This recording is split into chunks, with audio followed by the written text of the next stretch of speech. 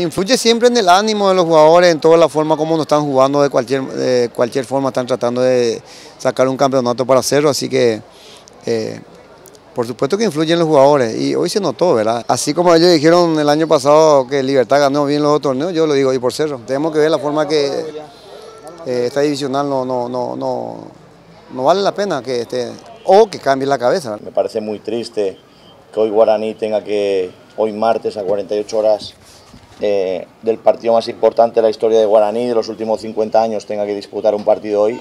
Me parece muy lamentable, me parece muy penoso y la verdad que es triste que el fútbol paraguayo hoy no esté con Guaraní. Hoy es un día donde nosotros tendríamos que estar preparando única y exclusivamente nuestro partido. Lo único que pedimos es que nos dieran 72 horas de recuperación, de descanso, para poder enfrentar el partido del jueves.